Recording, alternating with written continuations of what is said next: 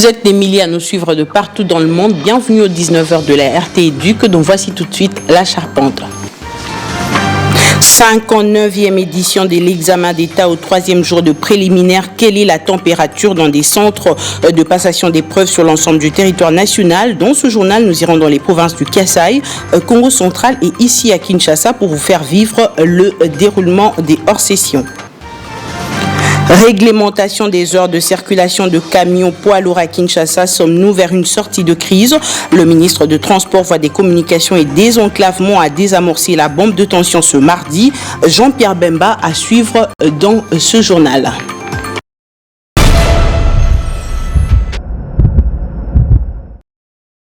Il est très exactement 19h passées de 2 minutes à Kinshasa, même heure dans le Congo central où séjourne momentanément le vice-ministre de l'Éducation nationale et Nouvelle Citoyenneté à quelques kilomètres de la ville de Kinshasa. Jean-Pierre Kezamoudrou est allé palper du doigt le déroulement de préliminaire de l'examen d'État édition 2024-2025. Quelle est la réalité sur place? Comment se déroulent les hors-sessions? Valérie Lukaou est notre permanent dans le Congo central. Hors session de l'examen d'État édition 2024-2025 poursuit son déroulement sans entrave dans la province éducationnelle du Congo central 2. La journée de ce mercredi 4 juin 2025 a été remarquablement marquée par la visite de son Excellence, Monsieur le vice-ministre de l'Éducation nationale et Nouvelle Citoyenneté, dans le cadre de sa ronde de supervision à l'Institut Sonankoulou, un des centres de passation de 16 épreuves. Accueilli à son arrivée par les cadres de la province éducationnelle, dont le directeur provincial, M. Dieudonné Mava, le numéro 2 de l'éducation nationale et nouvelle citoyenneté, a adressé ces mots aux élèves finalistes. Nous sommes en train de passer de centre à centre pour vous encourager. L'avenir de demain, c'est vous. Et le président Félix Antoine Tshisekedi Tshilombo a l'habitude de nous répéter ça. C'est sur vous que repose son espoir. C'est vous qui allez changer les affaires demain. Et pour le faire, il n'y a pas de route, il n'y a pas de voie, il n'y a qu'une seule voie, et c'est la voie de l'école. C'est le chemin de l'école. Chacune de vous doit prendre au sérieux ses études. Vous devez donner le meilleur de vous-même pour que vous alliez plus loin avec vos études et ainsi vous allez valablement nous remplacer. Vous deviendrez utile pour vous-même grâce à vos études. Vous deviendrez utile pour vos familles, votre territoire, la province du Congo central, la République démocratique du Congo et l'humanité tout entière. Pour le reste, je vous souhaite bonne chance. Notons qu'après la province éducationnelle du Congo central 2, la province éducationnelle du Congo central 3 va devoir accueillir le vice-ministre pour le même exercice. Merci Valérie Lukaou. Supervision de préliminaire de l'État toujours, cette fois dans la province éducationnelle du Kasaï 1, où une délégation venue de la ville-province de Kinshasa enchaîne les inspections dans différents centres. Objectif, s'assurer du bon déroulement des examens. Guy Chungu est notre envoyé spécial dans le Kasaï. Troisième journée des épreuves préliminaires d'examen d'État après le lancement officiel fait par la ministre d'État, ministre de l'Éducation nationale et Nouvelle Citoyenneté, Raïssa Malou. Sur le terrain, le travail évolue agréablement bien, quasiment sur l'ensemble du territoire national. C'est le cas ici au Kasaï 1 où la délégation de Kinshasa passe des journées d'inspection marathon pour s'assurer de l'évolution de ces épreuves. Ce mercredi 4 juin, ils ont visité les complexes scolaires Providence, Schengen, Bomberger et l'Institut Chikunka. Partout où ils sont passés, les membres de la délégation ont avant tout échangé avec les chefs du centre. 150 candidats de maintenant les fichiers. Ensuite, les examinateurs dans la salle. Et enfin, pour avoir plus d'informations, les élèves. Après la tournée, ils en ressortent satisfaits. La ronde continue, nous avons déjà visité des centres et nous avons palpé du doigt le déroulement de l'oral de français. Et ici, nous sommes dans un centre où il y a les filières techniques. Nous avons trouvé que les instructions sont respectées. Et les membres du jury sont des professionnels du métier avec les enseignants que nous avons trouvés sur le lieu. Et nous avons eu même à poser quelques questions aux examinateurs, de voir comment ils posent des questions, comment l'organisation est faite à ce niveau. Et nous avons eu même assisté aussi à une défense d'un élève, bien qu'elle était un peu timide là. On a compris que comme elle était en présence des autorités, mais au moins ça se déroule très bien. Que dire du respect des instructions édictées par Kinshasa? Le chef de la délégation de Kinshasa s'est réjoui du travail abattu par le Proved et l'IPP. Il en dit mot. Les examinateurs ne sont pas tombés du ciel. Ils ont reçu un document officiel provenant de l'IPP. En tout cas, les instructions sont respectées. Ce travail se poursuivra avec plus de rigueur et de détermination, rassurent les autorités de la province éducationnelle du Kasaï 1. De retour à Kinshasa, l'heure reste également au constat du déroulement des épreuves pour ce troisième jour consacré au français oral. Nos reporters ont été au contact des finalistes des collèges Saint-Georges et Frères Zouza. Ce dernier disent avoir jonglé avec la langue de Molière. Témoin de l'événement, Lydie Malé. Débuté lundi 2 juin, la 59e édition des épreuves hors session de l'examen d'État édition 2025 se poursuivent. Le mercredi 4 juin, l'épreuve de français oral était au rendez-vous. Et le premier jour consacré à la dissertation, il a été question de se rendre compte du niveau de réflexion des futurs universitaires ainsi que leurs aptitudes à coucher leurs idées sur des papiers. L'épreuve de français oral consiste quant à elle en un tête-à-tête entre enseignants et élèves autour de la langue de Molière. Dans les deux centres d'examen visités, à savoir le collège Saint-Georges ainsi que le collège Frères Zouza, situé dans la commune de Kintambo, quelques élèves rencontrés ont dit leur satisfaction à l'issue de l'épreuve du jour et disent avoir hérité d'un texte déjà étudié pendant les cours. Le troisième jour de français oral, personnellement, ça s'est très bien passé. Quand nous sommes entrés, on nous a demandé de sélectionner des textes parmi tant d'autres. Moi, je pris, nos textes n'avaient pas de thème, c'était juste numéroté. Pour moi, j'avais pris le thème numéro 23. Le numéro 23 qui était plus ciblé sur l'eau potable. Ça parlait de l'eau potable, l'auteur du texte parlait de la purification de l'eau potable selon ses étapes. Les élèves du collège Frères Zouza des options sciences et littéraires disent avoir réussi à toutes les questions posées par les membres du jury. Ils m'ont demandé de donner ma compréhension par rapport à ce texte. La compréhension, c'était le texte, en soi c'était juste l'explication de ce que vous vouliez et quel était le but de la communauté scientifique par rapport au monde, par rapport au pays. On m'a posé une question, tu vois, comment est-ce que l'auteur définissait la civilisation selon les textes. Et selon les textes, l'auteur définissait la civilisation comme une manière de vivre des personnes dans une société. Après l'épreuve de français oral, les finalistes devront à présent affûter leurs armes pour la dernière épreuve consacrée à la pratique professionnelle, communément appelée jury pratique. On refait un saut en province dont le Olomami 1, le ministre provincial de l'Éducation nationale, a échangé avec les sous-provèdes, les inspecteurs ainsi que les directeurs des écoles. Une réunion au cours de laquelle Yolo Raphaël a rappelé les états-majors sous sa direction au respect de l'arrêté du gouverneur de province, laquelle fixe les modalités des frais scolaires pour l'année 2025-2026. Dans l'avant-midi de ce mardi 3 juin 2025, le ministre provincial de l'Éducation en Provence, honorable Yolo Raphaël, a présidé à Kabondo Dianda la réunion avec le responsable de l'enseignement, à l'occurrence les sous-provèdes, les inspecteurs, les préfets des études, les directeurs des écoles primaires, les membres de l'ANAPECO. La liste n'est pas exhaustive. Des primes abord, le numéro 1 de l'éducation dans le Olomami, honorable Yolo Raphaël, a instruit son auditoire à respecter et faire respecter l'arrêté signé par les gouverneurs des provinces fixant les modalités du paiement des frais scolaires pour l'année scolaire 2024-2025. Je tiens à vous apporter la salutation de mon chef, qui est le gouverneur de la province de l'Olomami, Bazamoulou Memao. Le gouverneur a signé l'arrêté portant fixation de frais que les parents doivent payer pour leurs enfants. Mais curieusement, il y a toujours des abus de part et d'autre. Certains chefs d'établissement demandent plus. Le gouverneur ne sera pas content de ça. Respectez l'arrêté.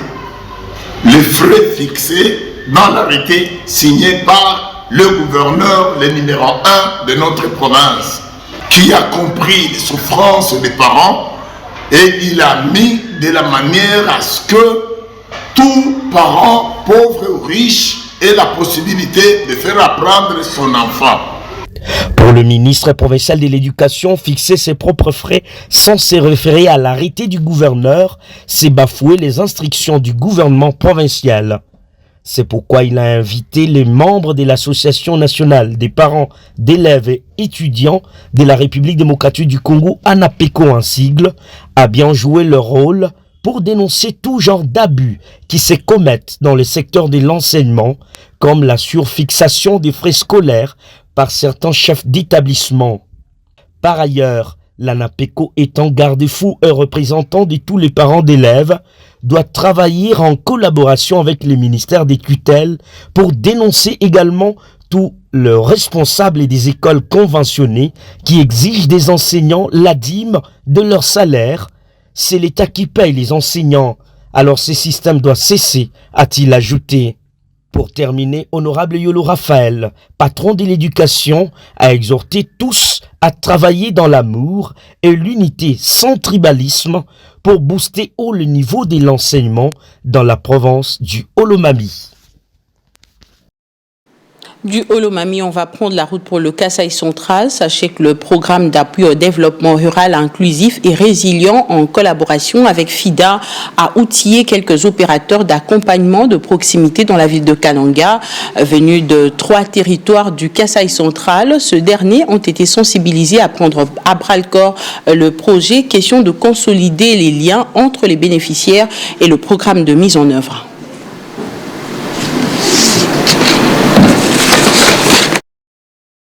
C'est dans la salle du complexe scolaire La Reconnaissance de Kananga qu'a été lancé ce lundi 2 juin 2025 un atelier d'immersion de 2 jours dédié aux opérateurs d'accompagnement des proximités dans le cadre du programme d'appui au développement rural inclusif et résilient PADRIR. Cette rencontre, qui se poursuivra jusqu'au mardi 3 juin, vise à permettre aux organisations d'accompagnement des proximités de mieux s'approprier les objectifs du projet et de renforcer les liens entre les bénéficiaires et les équipes de mise en œuvre. Le directeur de cabinet du ministre provincial de l'Agriculture, qui a officiellement lancé les travaux, a souligné l'importance de cette démarche. Cet atelier méthodologique et d'immersion vise à renforcer les capacités des opérateurs d'accompagnement des proximités en leur fournissant des outils, les méthodes et une compréhension approfondie du contexte local pour un accompagnement efficace et adapté. De son côté, Joseph Damien Mouteba, coordinateur national du programme PADRIR, a rassuré que cet atelier ne constitue qu'une première étape. Le programme PADRIR, dans sa mise en œuvre, il prévit un volet important avec ce qu'on appelle les organisations d'accompagnement de proximité, OAP ainsi. Ce sont ces organisations-là qui devraient suivre au quotidien le programme. On n'avait pas prévu dans les programmes les antennes. Donc, si on peut dire antenne, ce sont les OAP. Alors, donc, nous avons lancé aujourd'hui ces OAP. Ils vont maintenant désormais implémenter, mettre en œuvre les projets au quotidien dans les différents districts. Le programme PADRIR est actif dans 3 territoires dans la province du Kasaï central, Dibaya, Kazumba et Luisa. Il a pour ambition de promouvoir un développement rural durable en plaçant les communautés locales au cœur du processus. Je le disais au sommaire de ce journal, le vice-premier ministre, ministre de Transport, Voies des Communications et Désenclavement, Jean-Pierre Bemba, a présidé une importante séance de travail avec les principaux acteurs du secteur de transport routier à Kinshasa. Cette rencontre, il faut le dire, visait à désamorcer les tensions, instaurer un dialogue constructif avec les parties prenantes, mais également poser les bases d'une solution pérenne. Lydie Malé. Oui, ce qu'il y a dans tout ça est que, bon, nous avons refusé le travail des nuits. Nous avons demandé des équilibres par rapport à tout ça pour que nos membres ne portent pas le fardeau de rester éternellement maintenant loin de leur foyer, parce que sur le plan social, cette mesure-là ne se justifiait pas. Et même s'il fallait l'appliquer, mais ça demande trop d'acrobatie, parce que ce n'est pas seulement dans l'intérêt du pays, mais Mais il faut voir aussi l'intérêt des travailleurs eux-mêmes. Le travail de nuit, on ne l'impose pas. Le travailleur est libre d'accepter ou de rejeter aussi, parce que la loi donne cette liberté-là. Donc, mais dans tout ce que nous nous sommes dit avec les autorités, nous sommes tombés d'accord sur un point. Nous revenons un peu sur la situation du début. Notre travail se fera comme c'était au départ. De 10h à 15h, les véhicules peuvent rouler, entrer et sortir de la ville de Kinshasa. Bon, pour tout ce qui est déchargement, tout ça, l'accord est tombé. Tous les véhicules de moins de 20 tonnes peuvent faire le ravitaillement de la ville. Voilà. Il y a un couloir commercial qui nous a été concédé dans un premier temps pour que tout cela se fasse par là. C'est l'accès à la ville de Kinshasa par la route bypass, de bout en bout. Donc, vous débouchez sur échangeur délimité, de l'échangeur, vous entrez sur 14e et vous avez la route dénommée la route Japon-RDC, qui est la route de poids lourds. Et puis évolution de projets de construction et modernisation de centres de métiers au profit de la population katangaise. Le ministre de la formation professionnelle a échangé avec les élus nationaux du Haut-Katanga, des discussions au terme desquelles les invités de Marquekila Likombo se sont dit rassurés et satisfaits. Mardi 3 juin 2025, dans son cabinet de travail, le ministre de la formation professionnelle s'est entretenu avec le caucus des députés nationaux du Haut-Katanga, venu s'imprégner de l'évolution des projets en matière de la construction et la modernisation des centres de formation professionnelle dans leur fief électoral. Préoccupé par le manque d'écoles de formation de métiers, l'équipement des centres et surtout la formation des formateurs qualifiés et partant de leur statut d'autorité budgétaire, ces élus du peuple ont également voulu s'enquérir des conditions de financement des grands projets de formation à travers le pays.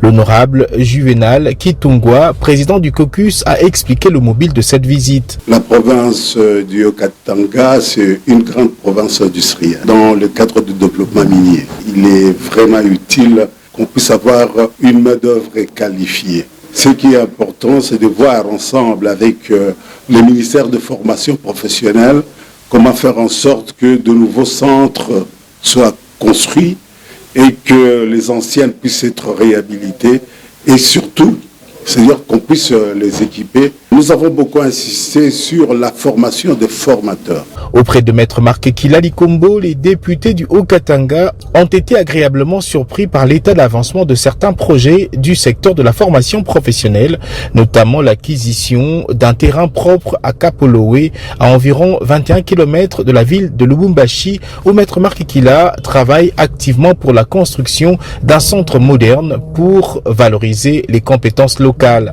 On s'est rendu compte qu'il y a des projets concrets, lesquels projets ont déjà reçu des avis de non-objection. C'est un grand projet pour un centre de référence qui va être construit à Kapolowe.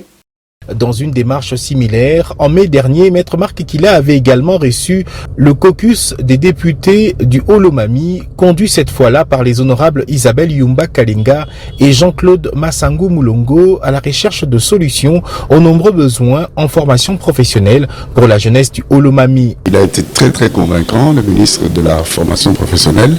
Nous allons avoir des centres de formation où on forme des gens de 6 à 9 mois, et ça nous allons l'avoir dans toutes les provinces, les 26 provinces. Donc le Haut-Lomami est concerné et ça c'est une garantie. Parmi les projets phares, il sera question notamment d'étendre les sessions de formation gratuites déjà effectives à Kinshasa et le Haut-Katanga dans d'autres villes du pays. 4 juin, l'humanité a célébré ce mercredi la journée mondiale de naturisme, une tendance qui consiste à prendre la nature pour seul guide dans son comportement, sa manière de s'alimenter, voire même de vivre.